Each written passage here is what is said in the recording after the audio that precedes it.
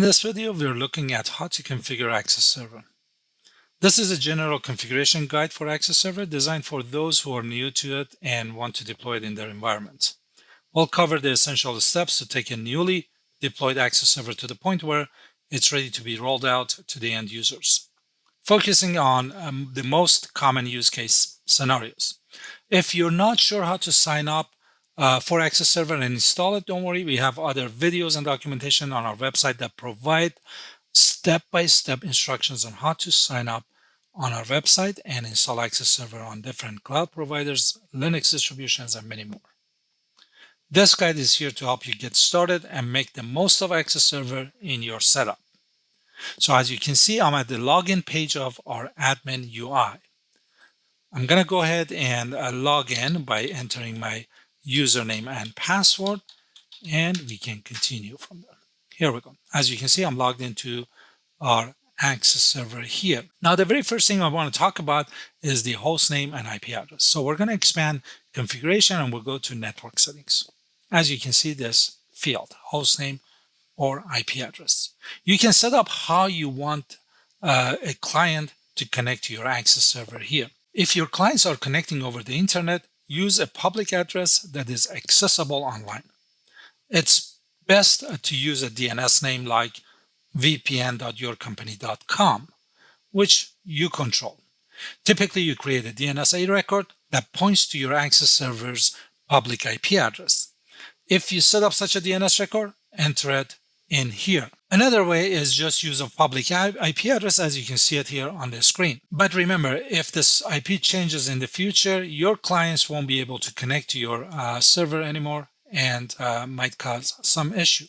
So using a DNS name is preferable because if the IP changes, you can easily update the DNS record to the new IP address. So it's crucial to set up this setting correctly from the beginning. If not, your VPN clients might face connection issue now or later on. So for the purpose of this video and this demo, we're just going to leave it as our public IP address. Let's focus on the most critical aspects, which is the access control.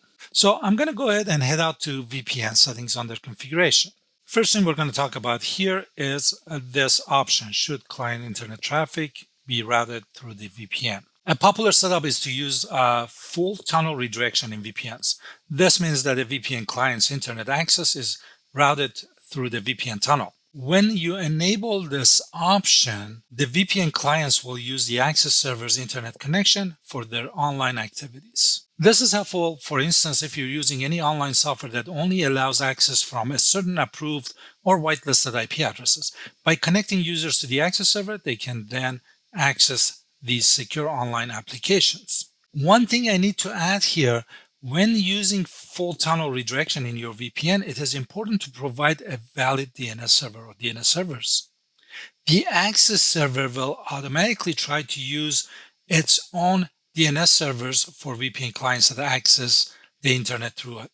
But if your VPN clients have issues like cannot resolve host name, you might need to set up valid DNS server manually. A widely used public DNS server is 8.8.8.8.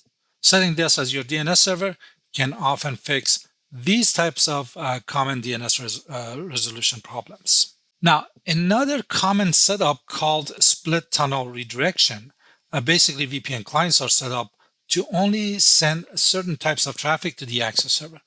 All other internet activities is handled through the client's usual network connection. This approach ensures that the Access Server's internet connection is used only for specific relevant traffic, not for everything the VPN user does online. If you disable the option that it says, should client internet traffic be routed through the VPN, then only the IP addresses and subnets you specify will be sent through the VPN tunnel. You can set these in the specify the private subnet to which the client should be given access to. This way, the VPN only handles traffic to certain internet resources while regular internet browsing goes through the user's own connection. Now, this option here, should VPN client have access to private subnets, basically lets you decide if every user on the access server should be able to access certain subnets. If you choose no for this setting, you can then use group and user permissions to give specific groups and users access to different IP addresses and subnets. So for the purpose of this demo, we're going to set this to no, and then we're going to make sure that internet traffic is not being routed through the access server. So this one is set to no also. So I'm going to scroll down to the bottom of the page, click on Save Settings and Update Running Server. This way, we start with a clean slate where no one has any access. Now we're going to go through how to individually grant users access to specific resources. So we're going to go ahead, expand user management and click on user permissions. This is where you can see and manage your users. As you can see, I don't have any users here except my admin user, OpenVPN. Adding a user is straightforward, especially with the built-in authentication system that comes with the access server. Basically, you just have to type the username here, and you can click on More Settings, give a password for the user, and then go ahead, scroll down and click on Save Setting and Update Running Server. So we created a new user here. Now, in the user settings, we can go ahead and click on More Settings again. You can, if you scroll down, we can see the access control here. This is where basically we define how a user can access network resources, either through NAT, which is network address translation, or routing. You can also specify a list of IP addresses and IP subnets that a user is allowed to access. For example, you could give a user access only to the IP address 192.168.1.1. This means they only be able to reach that specific address on the network connected to the access server. You can add another user and set their access control to a different IP address like 192.168.1.2. So in this case, the first user, the one that you see on the screen, has access only to 192.168.1.1, and the second user has only access to 192.168.1.2. This method allows you to set individual access rules for each user. If you have multiple users needing the same access rules, then we're going to use groups, which I'm going to show you in a second. But keep in mind, no matter what kind of changes you make in the user settings, you need to go to the bottom of the page, click on Save Settings, and then Update Running Server. In order to create groups, we can click on Group Permissions under User Management. And we can create a group, let's call it, for example, Sales, and then you can click on More Settings. If you come down here, look at the access control, we can choose Yes, and then we can give an IP address or a subnet. For example, let's go ahead and give 168.1.50. Any users assigned to this group will have access to 192.168.1.50. So if we need to have multiple users have access to a certain resource, we can do that at the group level. Again, click on Save Settings and then Update Running Server. Let's go back to user permissions here. And let's say that I'm going to create another user here. We're going to call her Sherry. Oops, let me type that correctly. Here we go. More settings. I'm going to choose a password for her. And we're going to assign her, and let me go ahead. Password for her, and then go ahead, click on Save Settings, Update Running Server.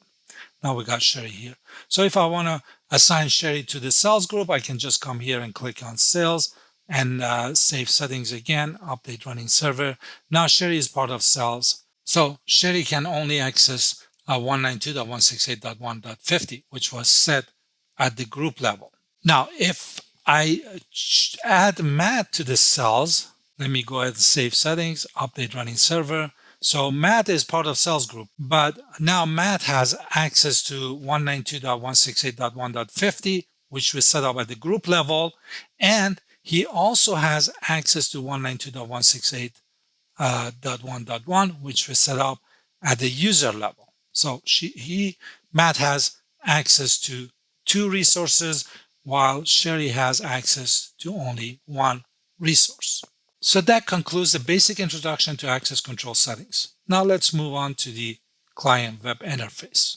So far, we've been logged into the admin web interface of the Access Server, where you can add users, set passwords, grant access to the resources, and so on. But there is another part of the web interface called the client web interface.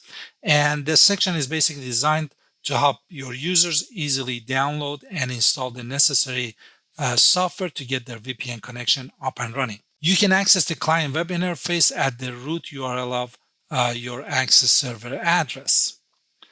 For example, here you see we're using a public IP address. So this is going to be my client IP address, everything before the port 943. If you set up a DNS name, like we discussed earlier, just type the address into your browser. Like we mentioned something like vpn.yourcompany.com.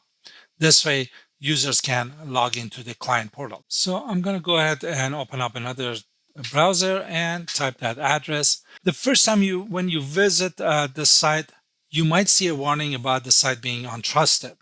We'll talk about this in a little bit in a few minutes.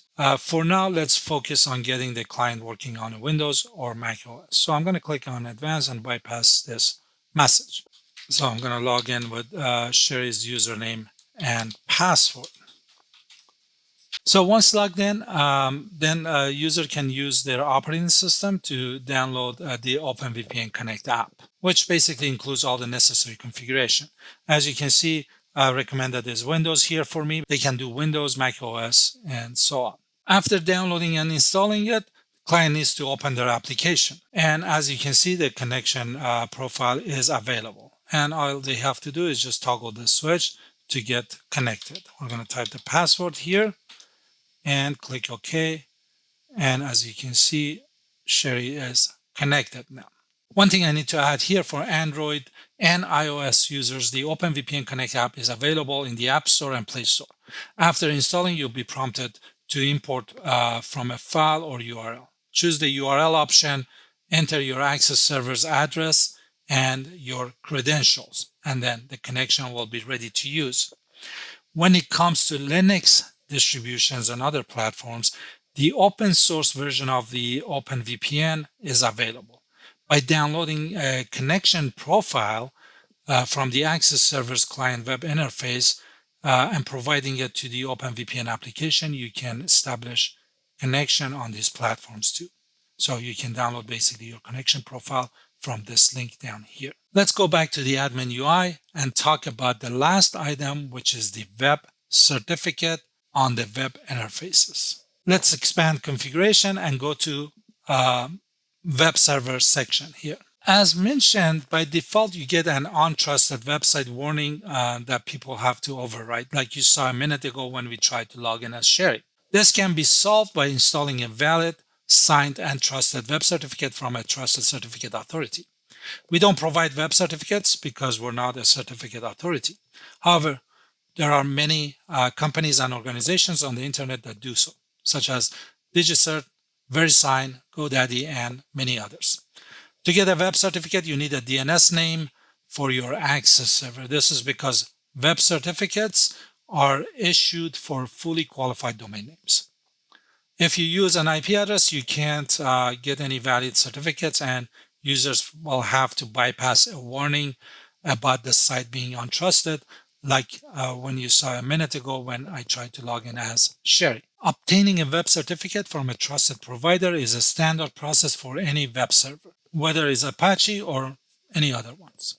We won't show you this process as it happens outside the Access Server and varies depending on your certificate providers. Then again, there are many guides available, and the providers usually have support articles and staff to help you get a valid, signed web certificate for your DNS name. Once you have your private key and the signed web certificate for your DNS name, you can upload them to the Access Server. Basically, you come down here, again, under Web Server, you toggle the switch to yes. You'll also usually need to upload a Certificate of Authority or CA bundle, as you can see here, the very first option. The CA bundle establishes a trust path between your certificate and the root authority that your computer recognizes and trusts. Typically, certificate providers give you all the necessary files that you need. Sometimes, in some cases, you might need to download the CA bundle from their website. If you're not sure about this, contact their support department and ask the questions. In very rare cases, a CA bundle might not be necessary. After loading the web certificate into your Access server, when you revisit the web interface, you'll see that the warning is gone and there is a padlock indicating a secure connection. This brings us to the end of this video.